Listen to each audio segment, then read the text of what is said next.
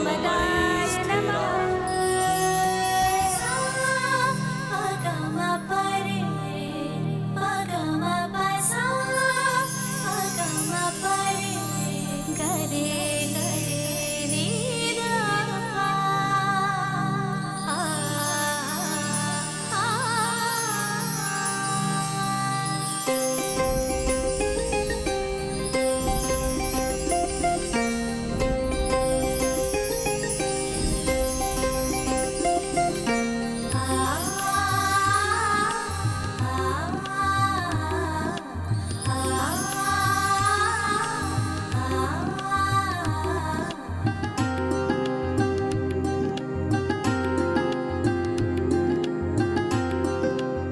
ये तो अति उत्तम है। गौरी पुत्र ने पांचों नदियों को यहाँ मेरी पूजा हेतु उपस्थित कर दिया। प्रणाम पंचनद माताओं। कल्याण हो पार्वती नंदन गणेश।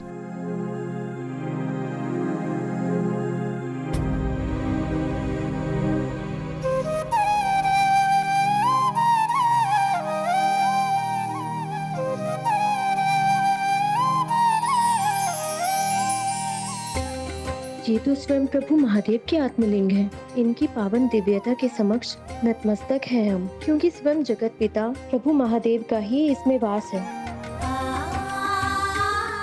प्रणाम प्रभु।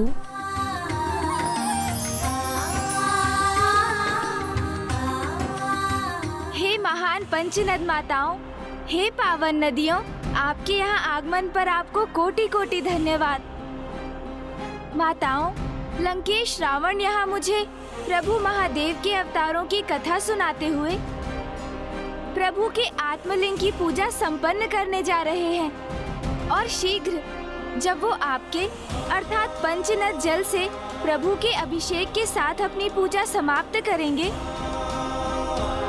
तो उनके मुख से ऋषि दुर्वासा अवतार की कथा सुनने का सौभाग्य प्राप्त होगा। ऋषि दुर्वासा? इसलिए प्रभु के आत्मलिंग का पंचनद अभिषेक करने में हमारी सहायता कीजिए।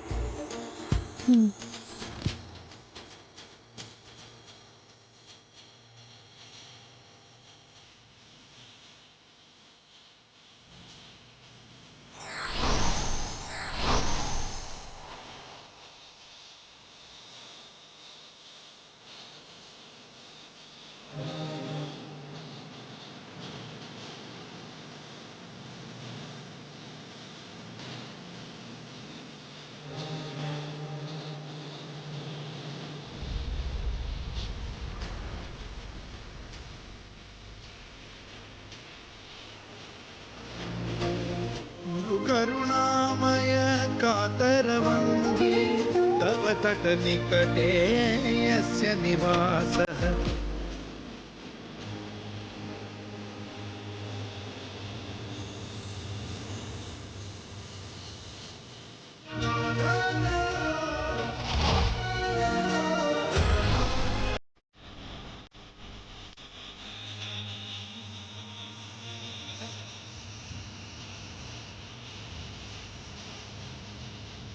मेरे अनुरोध को सुनकर इस शुभ कार्य हेतु अपना जल प्रवाहित करने के लिए आपको अनेकों धन्यवाद माताओं।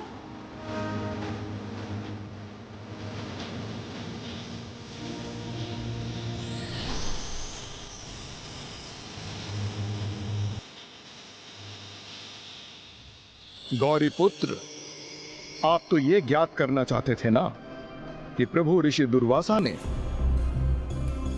सृष्टि में पुनः अनुशासन स्थापित करना कैसे आरंभ किया। तो देवी गंगा से अधिक उत्तम इसे विस्तार से और कौन बता सकता है भला, क्योंकि वो तो उनमें से प्रथम थीं जिन्हें ऋषि दुर्वासा ने व्यवहार के अनुशासन का पाठ सिखाया था।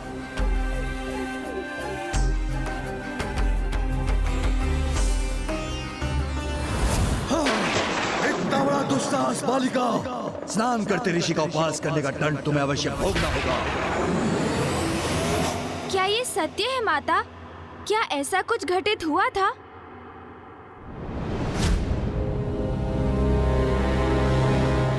बहुत समय पूर्व जब प्रभु ब्रह्मदेव ने श्री हरि नारायण के अवतार प्रभु वामन के चरण धोए थे, तब ब्रह्मदेव ने उस जल को अपने कमंडल में रख लिया था।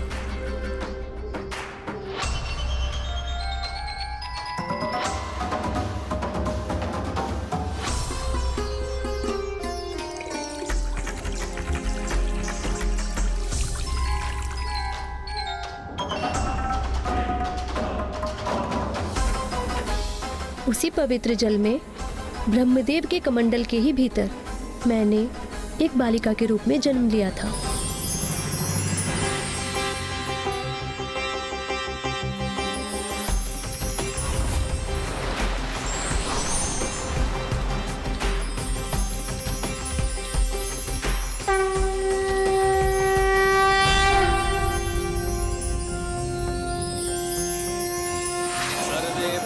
सुखिनः सर्वे सन्तु निरामया सर्वे भद्राणि पश्यन्तु मा कश्चित् दुःखभाग् भवेत्।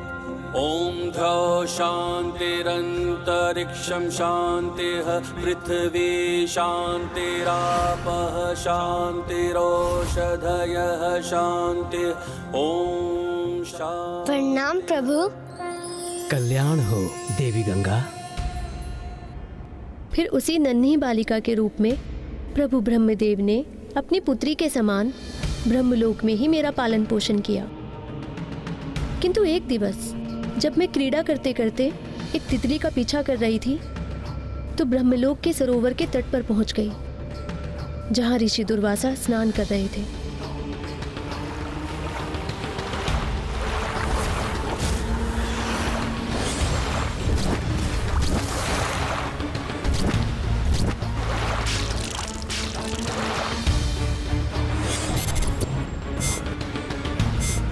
ओम नमः शिवाय।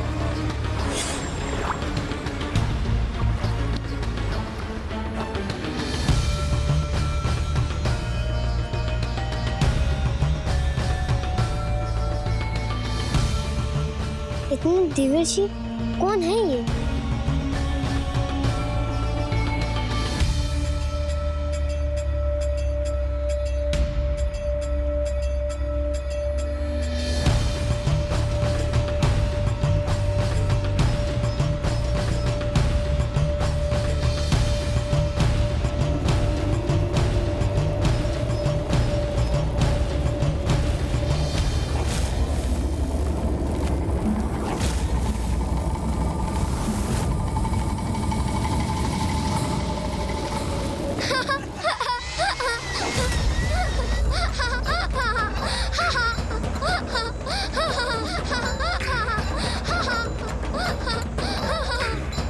किसके हंसने का स्वर है?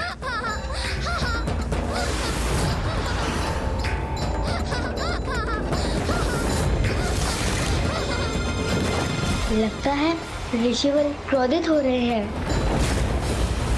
मुझे भय का आभास हो रहा है। इतना बड़ा दुस्साहस बालिका! स्नान करते ऋषि का उपवास करने का दंड तुम्हें अवश्य भोगना होगा। अपनी इस उद्दंडता से तुमने व्यवहार के अनुशासन को भंग किया है बालिका। ब्रह्मलोक में पालन पोषण होने के उपरांत भी तुम्हें इतना ज्ञात नहीं कि किसी को स्नान करते हुए नहीं देखना चाहिए और न ही किसी को असुविधा की अवस्था में देखकर हंसना चाहिए। यह शिष्टाचार के विरुद्ध है, जो व्यवहार के अनुशासन का प्रथम एवं महत्वपूर्ण भाग है। हे ऋषिवर, मुझसे बहुत गलत त्रुटि हुई है, मुझे क्षमा कर दीजिए। नहीं, क्षमा कर देने से नहीं, अपितु दंड देने से सीख प्राप्त होती है। त्रुटि सुधरती है, इसलिए दंड के स्वरूप में तुम्हें श्राप देता हूँ कि तुम शीघ्र ही पृथ्वी पर नदी के रूप में प्रसारित होगी। वो नदी जिसमें सारे मनुष्य अपने पापों से मुक्त होने के लिए स्नान करेंगे। इस प्रकार तुम्हें अपने पाप का दंड प्राप्त होगा।